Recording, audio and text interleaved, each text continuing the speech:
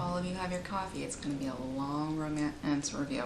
Hello there, welcome to my channel. I hope all of you are doing great. If you're new here, hi, it's nice to meet you. I'm Debbie. I'm a mom, romance book lover, and reviewer. And I also like to occasionally review other stuff as well, like skincare stuff, makeup stuff, hair care stuff. It just all depends on the mood, I guess. And fun fact about me, I love big fluffy towels. You just feel like you're wrapped up in a nice little hug. Anyway, I'm back with a new book review. This series has been out for a while and it's called the Girl Talk series by Jessica Prince.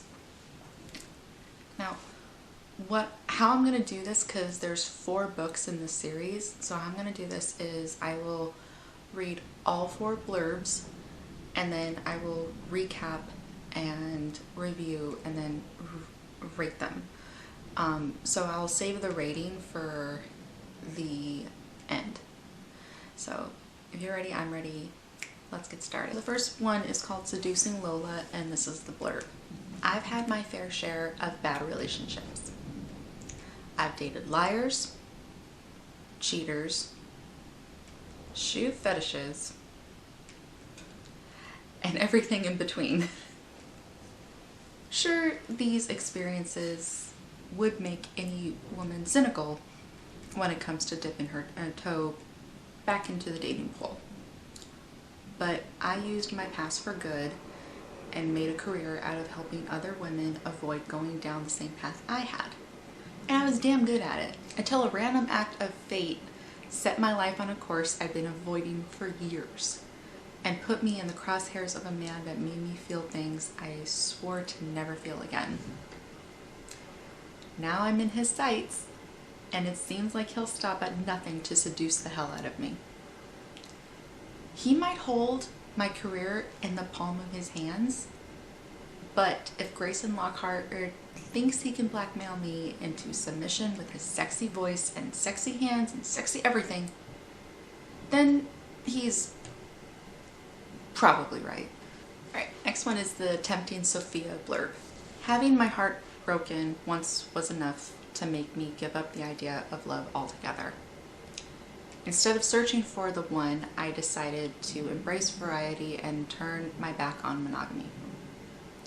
I made a living convincing women they didn't need a man to feel complete, and I totally rocked it, until the man who shattered my happily ever after came waltzing back into my life, determined to make me fall for him all over again. He claims I'm the love of his life. He wants a second chance. And it seems like he'll stop at nothing to tempt the hell out of me. But if Dominic Abatelli thinks he can win me back with his puppy dog eyes, heartfelt apologies, and declarations of love, then he's probably right. Next up is the Enticing Daphne blurb. It's easy to stop believing in happily ever afters when the man you thought you'd spend the rest of your life with abandons you right before your wedding day. After that disastrous event, I decided that a commitment was for suckers. I was young, successful, and in the prime of my life.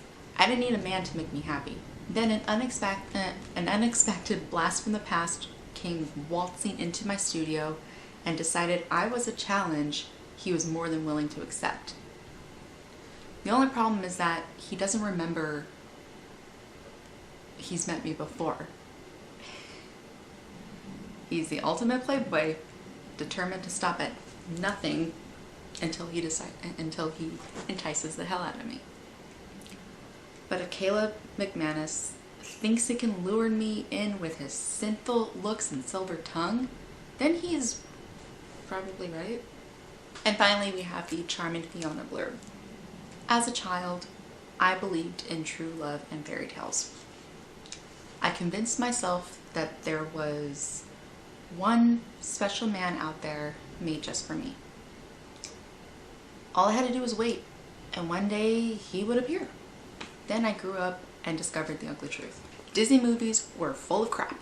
Relationships took work, people made mistakes, and sometimes you didn't see what was standing right in front of you until it was too late. Deacon Lockhart was my best friend, and then I lost him. But now I finally have a chance to make things right. And this time I refuse to screw it up. With every smoldering look and wicked word, he charms the hell out of me. And I'm pretty sure I'll never get enough. Okay, so now it's time to recap, review, and then rate all 4 books. And we'll start with Seducing Lola since that is the first book of the series. The first meeting between Lola and Grayson to me is one of the cutest. They meet in line waiting for coffee. The next meeting is not so cute, but it's funny and it's random. Basically a hilarious misunderstanding leads Lola to Grayson, who is more than delighted by the solution, which means that she has to spend time with him. So this misunderstanding was a woman who was basically stalking this guy, or not really telling the girls, because Lola, Daphne, and Sophia, they all are on a radio show called Girl Talk, and they basically advise women on relationships, their own personal beliefs or something, or just basically like they just give advice to women.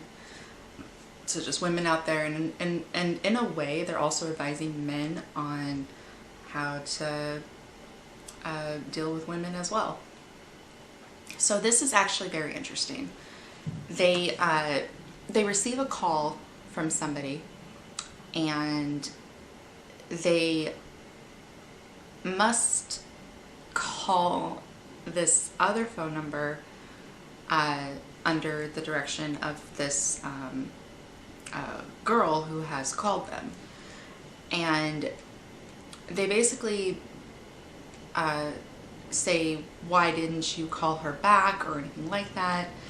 And then the girl starts to shout out on the phone that Grayson Lockhart is a horrible man and all this other stuff. And Grayson flat out said that he has like a restraining order against this woman and she's not allowed to contact him. So that led to a misunderstanding, and the girls were completely unaware of this. So to basically make amends for it, they hold a meeting, and lo and behold, the owner of the building, his son is Grayson Lockhart. That made me laugh. I was just like, oh my gosh, that sucks for her, for them, honestly. But Lola reluctantly agrees to spend time with him and escort him with events and everything that he has coming up, and like promotions for their show and everything. So that's basically what had occurred. Lola does tell Grayson that she will make this quality time with him a living hell. And then after the meeting is adjourned, she literally runs right into a door. Glass doors are death traps. I know that for sure. I can relate to her on that one. I've run into a couple of glass doors myself. They're so clear. You know, as a child, and ashamed to say it one time as an adult. It's mentioned in here that Lola does have a brother named Dominic, who did date Sophia. And that that kind of sets up for the book that is Sophia's book. We'll get into that in just a bit. Lola and Dominic's parents are divorced, and they love their mother. She's just a little too obsessive to have her son and her daughter marry and then have kids. It's they're a little too overwhelmed by their mom's direction and everything, and her hopes and dreams, basically. Their father is a major douche with a trashy girlfriend. Now that I've gotten all that out of the way, I will tell you this. Lola and Grayson are one of my favorite couples. Their chemistry during that first meeting in the line for coffee is so off the charts, and then the tension between them, like, throughout the whole book, it's just electrifying. It really is. And you know, I guarantee you, once you read this book, it's clearly a hook for the next one. Like, it's really, really good. I brought my mug back out. The first I drink the coffee, then I do the things. I love this coffee mug. And if my sister is watching this, thank you. I love it. So the next book of the series is Tempting Sophia. And Sophia and Dominic are the main couple in this book. They had previously dated, but ended up breaking up. Lola and Sophia did have a previous conversation about Sophia's relationship with Dominic in the previous book, which means that this one is more of a second chances type of book. Thanks to Grayson, Dominic has a job in the building that Sophia works in. So somehow, which I know I'm not trying to spoil everything, but let's face it, this series has been out for a little bit, for quite a long time.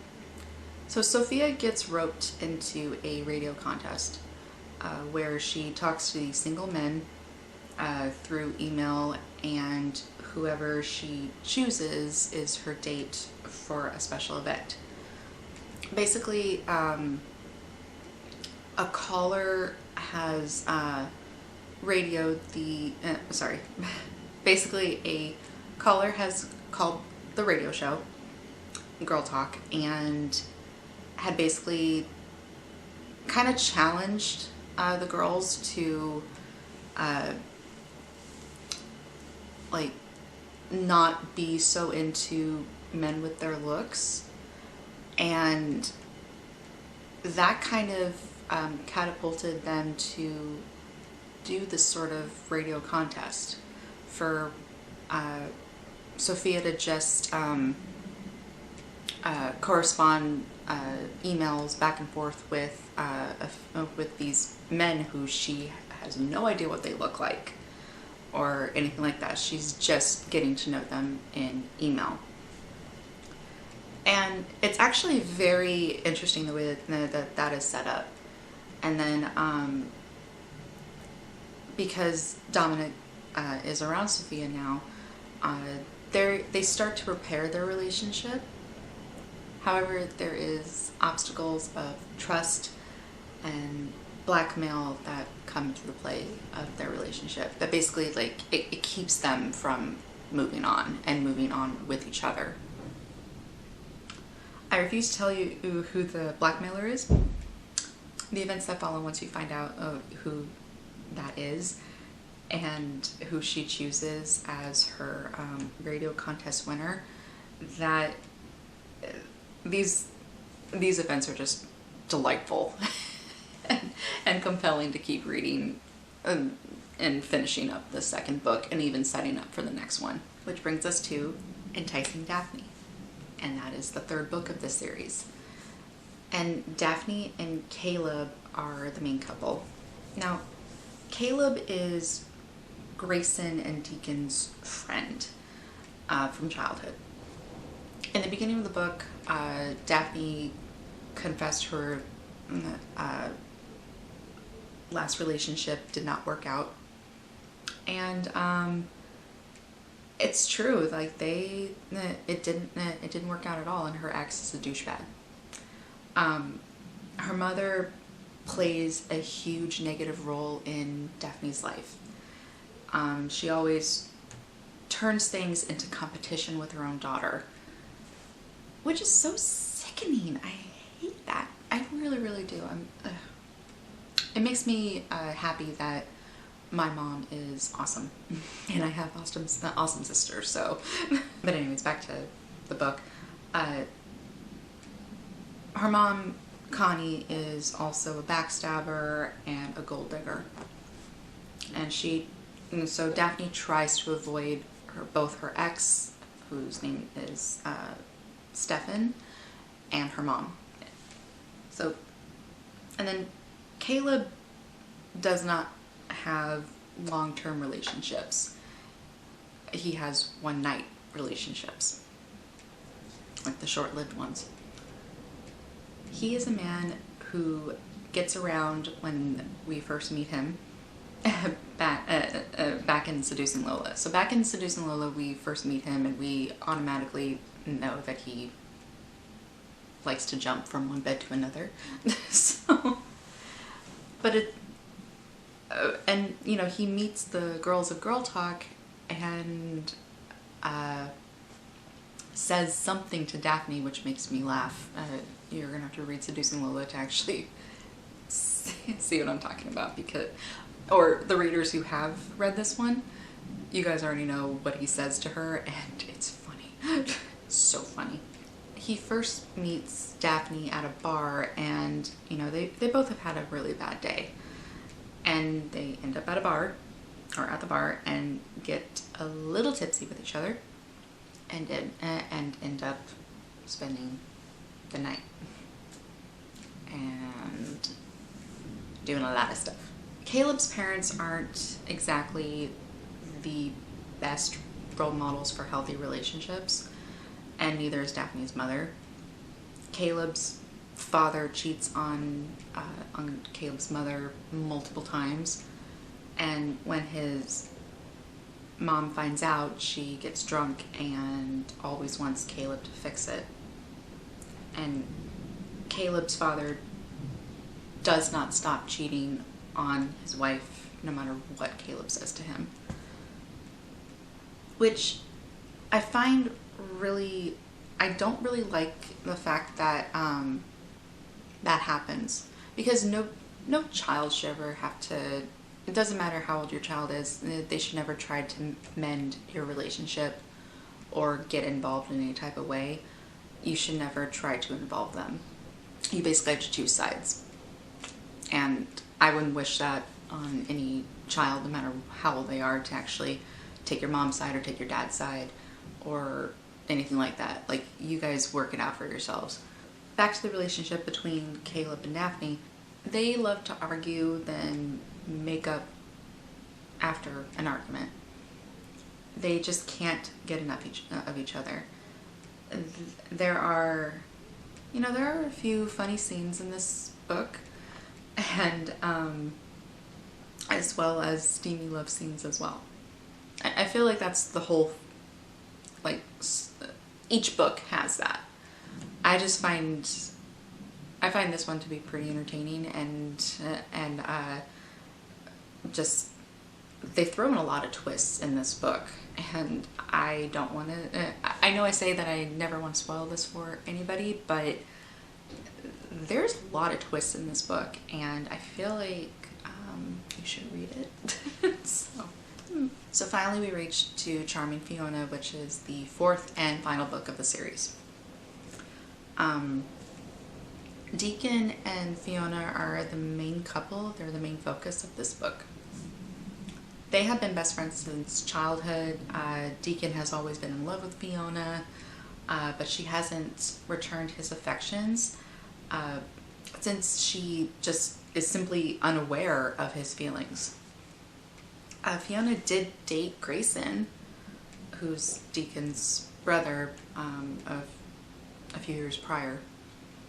She did at one point try to get back together with him, or test to see if he still had feelings for her, but he did not, and he told her to move on, which she took that very easily, and she didn't take that very harsh or anything. He was very, very gentle about that. Very gentle with her feelings and everything. And then, so her relationship with Deacon at this point was pretty rough and patchy, to put it mildly. In the first book, there is a auction. There's like a dating auction, and Lola at the last minute switches herself out, and she puts Fiona up there first. Or, sorry, Fiona up there instead. So Fiona gets roped into this dating auction, and Deacon actually wins a date with her. And, you know, they used that time to reconnect as friends, and they ended up having a great time. But then he kisses her, and she rejects him. So they lost the connection that they had as friends at that point. So a few months later, Deacon starts to date someone else. I believe her name was Leah. Fiona and Deacon do end up talking like during a family holiday with all the other couples plus the parents. Well, not most parents, but plus the parents. And they end up being friends again. So Deacon does break up with Leah because it's very obvious that he still is in love with Fiona, even though she doesn't feel the same way. Oh, but how surprised he is when she returns his affections. And you know, like all the couples do in the previous books, these guys do face obstacles as well. A guy at Fiona's job cannot take a hint that she is just not interested in him. A scandal email goes out and goes around to everyone. Plus, Deacon of Grace's father is not supportive of Deacon's professional choices. So, you know, the last book really demonstrates friendships and relationships amongst all the characters throughout the series. And I feel like this is why I love this series overall. I laughed at a lot of the parts of the books. I enjoyed the steaming scenes, I'm not gonna lie. No joke. And you know, I just feel extremely pleased with this series, and you know, I do give this a 5-star rating. There's just certain moments that this book series still makes me go back and read it. And you know, whenever I have like a interesting moment, I'm going, oh, I really want to reread the Girl Talk series, I always go back. I think I've reread it at least 3 times already, or 3 or 4 times, and it's just that these books are very addictive and they're very good. I need to start reading other books by Jessica Prince too. Well, you know guys, that's all from me. I know this review of Girl Talk was pretty long, and it took a very long time to write down and script up so that I didn't miss anything. But you know, that's okay. This book series deserves recognition, in my opinion. I tried not to spoil it too much, but some things are mentioned in previous books. Like if you read the third book, there's stuff that covers the second or the third, or if you read the 4th book, it says something about the 1st and 2nd and the 3rd. So it's like, no matter which one you start off with, you're still going to get spoilers from a previous one. So I'd start with book 1 and then go to book 2, go to book 3, and go to book 4. If you haven't read it, please do. it is very much worth it. So thank you guys so much for watching, and I will see you in the next video.